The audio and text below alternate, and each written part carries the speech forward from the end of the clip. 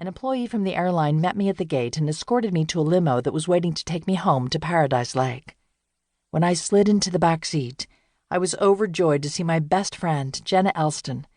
She opened her arms and I slipped into them, letting out the flood of tears I had been struggling to control since I'd found out that one friend was dead and my father was clinging to life. "Have you heard anything?" I eventually asked. "I spoke to Hunter just as your plane was landing. He said your dad's condition is stable, although he still hasn't regained consciousness." "Did Hunter think he would? Regain consciousness?" "He's doing everything in his power to make sure that happens." I let out a small sigh. Hunter Hansen was my good friend, my ex-boyfriend, and the town doctor. I trusted him with my life. More importantly, I trusted him with my father's life. This whole thing seems like a dream. I pulled away from Jenna and leaned back into the seat facing hers. A very, very bad dream. "I know, sweetie. I feel like someone punched me in the gut and sucked out all the air around me. I can't begin to imagine how you must feel." I glanced out the window as the desert gave way to forest. It wouldn't be long before we arrived in Serenity. I found that I both wanted to hurry and delay. I'd been running on adrenaline ever since Kyle had thought to check the messages on his satellite phone while we were camping and searching for buried treasure. Hunter had called to inform him that my father had been in a terrible accident, and I needed to return to Paradise Lake as soon as could be arranged. At that point, Dad's survival was very uncertain. Kyle and I had gathered the family and friends who were with us and headed back to Gull Island via the boat we'd rented as fast as it could take us. Somehow, Kyle had managed to book me onto a flight that was scheduled to take off at just about the same time we estimated we'd arrive in Charleston. I remembered the hug of comfort Kyle had offered as I headed towards security. He'd promised to handle everything, and deep in my heart, I knew he would. "Are you okay?" Jenna asked. "Not even a tiny bit." "I know. I don't even know why I asked.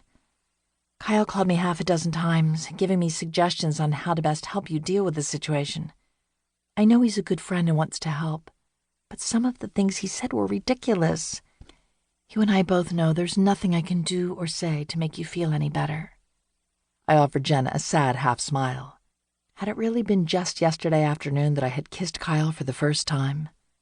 It seemed like a lifetime ago. Kyle is a doer, an organizer. I'm sure it's making him nuts that he can't be here to handle things. He does seem a bit frantic. I looked up and met Jenna's eyes as the driver of the limo turned off the main highway and traversed the mountain and headed toward our small town of Serenity. I kissed him, and not a brotherly peck on the lips. Jenna smiled. She'd been convinced for months that Kyle and I were meant for each other. "How was it?" "Wonderful, and terrifying, and confusing." Jenna tilted her head but didn't reply. I knew she was waiting for additional details, but the limo had pulled onto the street where the hospital was located. "We'll talk about it later," I said, as we stopped outside the front entrance. Jenna took my hand in hers as we entered through the double doors.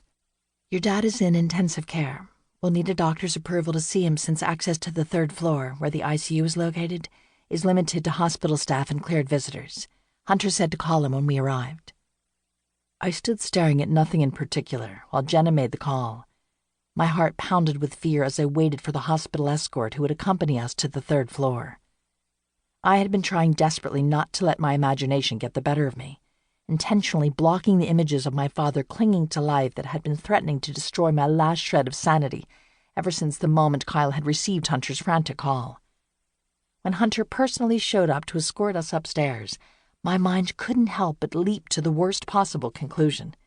"Is he—" My throat closed with emotion before I could finish the sentence. Hunter opened his arms and I walked into them. I willed my heartbeat to slow as he hugged me tightly and assured me that my father was very much alive. "Can I see him?" Hunter looked uncertain. "Please, I need to see him with my own eyes." Hunter took a step back and looked at me seriously.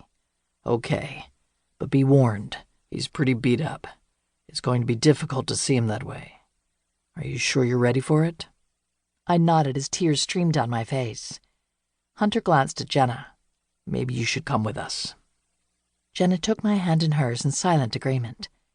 Hunter grabbed my other hand and led me toward the elevator that would take us to the third floor. I felt a momentary wave of nausea and dizziness as the elevator door...